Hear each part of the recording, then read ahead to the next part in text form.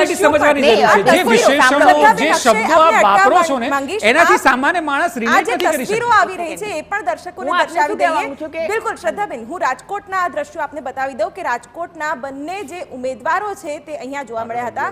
રાજકોટના ભાજપના ઉમેદવાર પરસોત્તમ રૂપાલા કે જેમને સારી એવી લીડ મળી રહી છે. બીજી તરફ કોંગ્રેસે ભલે મોડે મેદાનમાં ઉતાર્યા પણ જોરદાર ટક્કર આપનાર કોંગ્રેસના ઉમેદવાર પરેશ ધાનાણી પણ જોવા મળી રહ્યા છે. બંને એકબીજા સાથે હળવી મુદ્રામાં જોવા મળ્યા અને પરેશ ધાનાણીએ હસ્તધૂનન કરીને પરસોત્તમ રૂપાલાને અભિનંદન પણ પાઠવ્યા હતા. તે તસવીરો પણ અહીં જોઈ શકાય છે.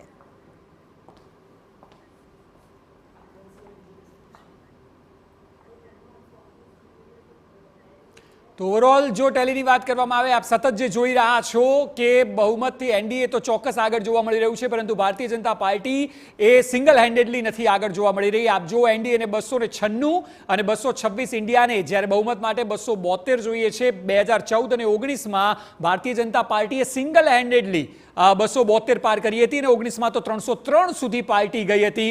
ત્યારે હવે એવું લાગી રહ્યું છે કે જે સ્થિતિ છે તેમાં એનડીએની સાથે રહીને સરકાર બનાવી શકે, પરંતુ ભારતીય જનતા પાર્ટી એકલી બહુમતમાં નથી. જે વાત 370 ભાજપ લાવશે, એનડીએ 400 પાર જશે, એ તમામ અત્યારે ક્યાંક ને ક્યાંક સેટબેક જોવા મળી રહ્યો છે ભાજપની સરકારને, પીએમ મોદીને અને ઓવરઓલ એનડીએને અપેક્ષા બહારના પરિણામ અને તે જ પ્રકારનું રુઝાન અને ટ્રેન્ડ પણ જોવા મળે છે. કોનું પલડું ભારે, કોનું પલડું હળવું એ પણ હજી નક્કી નથી, કારણ કે જે ફાઇનલ ટ્રેન્ડ આવશે, ફાઇનલ જે આંકડો આવશે એની પણ રાહ જોવાઈ રહી છે. પરંતુ હાલ તો એનડીએ ને 296 અને ઇન્ડિયાને 226.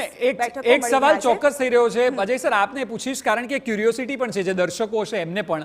આપનો જે અનુભવ છે મુજબ જ્યારે અત્યારે 11:30 થયા છે, આ જે ફિગર છે, આપ શું જોઈ રહ્યા છો? વત્તા ઓછા પ્રમાણમાં શું થઈ શકે પરિણામોમાં? સંભવિત સંભાવનાઓની વાત છે, પરંતુ આ ફિગરના આધારે કે તમે જુઓ કે ભાજપ અત્યારે મને 235 240 પર દેખાઈ રહી છે, બરાબર છે.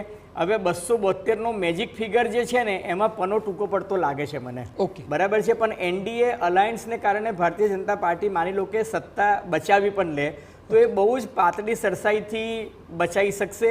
એ જે 300 પાર એનડીએ જતી અત્યારે દેખાતી નથી. માની લો કે 300 પણ કરે ને તો એ નૈતિક હાર છે, કારણ કે તમે 400ની વાત કરતા હતા, 400 પાર જવાની વાત કરતા હતા. ભાજપ 303 પર હતું, એટલે 303 વાળું ભાજપ જે છે એને કમસે કમ 60 થી 70 સીટોનું ગાબડું પડે, એટલે એક નૈતિક પરાજય છે. ને તમારી જે મેં તમને કહ્યું ને કે કઠોર નિર્ણય લેવાની જે તાકાત છે એ તાકાત ઘટી જશે. તમે વન નેશન વન ઇલેક્શન કરવાની વાત કરતા હતા, હવે તમે નહીં કરી શકો. તમે યુનિફોર્મ સિવિલ કોડની વાત કરતા હતા, હવે તમે નહીં કરી શકો.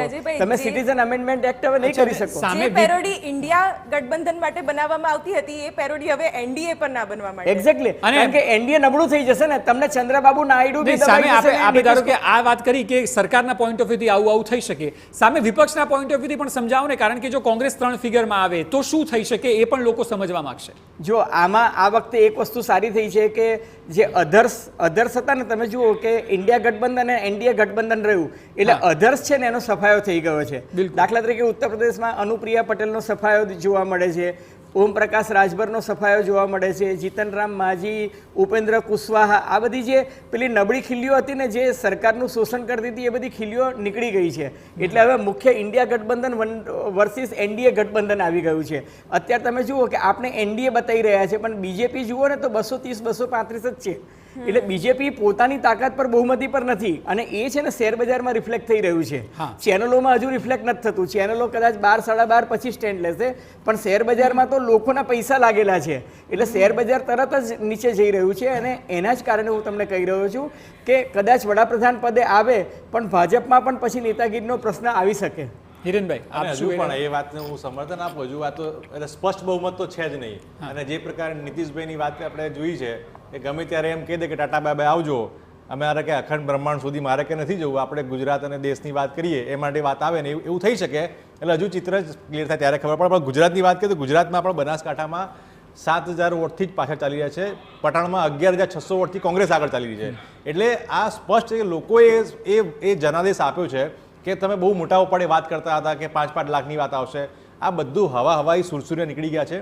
અને આ જ જનતાને જનાદેશનું મહત્વ છે. લોકશાહીની મજા આ જ છે કે તમે એમ કહેતા હો કે અમે જ છીએ ને હમ બ્રહ્માસ્મી, અમે જ બધું કરી નાખીશું.